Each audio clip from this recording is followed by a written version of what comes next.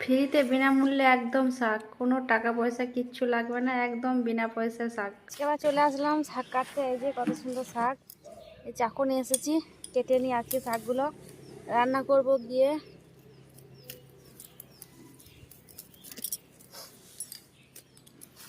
শাকগুলো খুব সুন্দর, একদম টাটকা সবজি, বিনা পয়সায় বাজার, তাই তো চলে আসলাম। অনেকটাই হয়ে গেছে, আর কোনো নাই করতে। কখন কি হবে, দেখো মুড়ি নিয়ে চলে আসলাম, পেঁয়াজি আর মুড়ি। দেখো পেঁয়াজি ভরা আছে তলাতে। থ্যাংক ইউ বাবা, থ্যাংক ইউ। আর থালা নেবে না বলছি? এত কাজ করেও বরের কাছে মন পায় না গো। বর বলে কি কাজ করো সারাদিন ঘরে। এই দেখো বন্ধুরা, মাছগুলো এনেছি, এগুলো পরিষ্কার করে চান টান করে এবার রান্না করবো আমি। তেল যা গরম হচ্ছে না, ভয় লাগছে গো।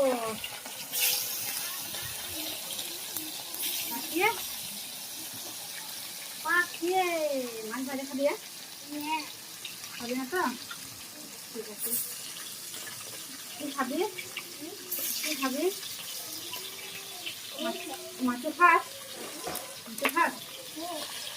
কি করে খাস মাছ? কাঁটা লাগে?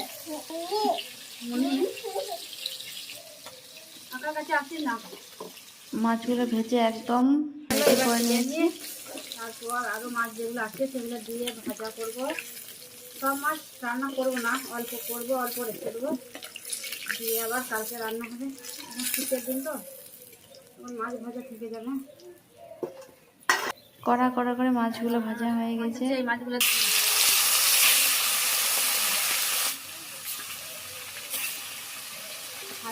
অনেক দেরি হলো, রাত থেকে চলে আসবে। এবার বলবে, বলে কি করো ঘরে, ঘরে কি করি দেখো কত কাজ। আর একটা খানা তো দিয়ে কথাগুলো যেগুলো আসছে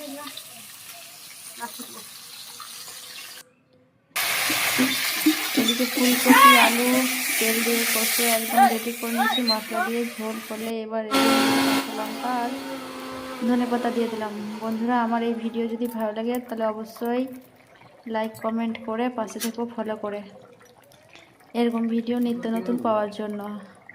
জানি না তোমাদের এরকম ভিডিও ভালো লাগে কি লাগে না। বলো পেরাহার কিরম হয়েছে লাউ মাংসটা? ঘুটি নাই তো।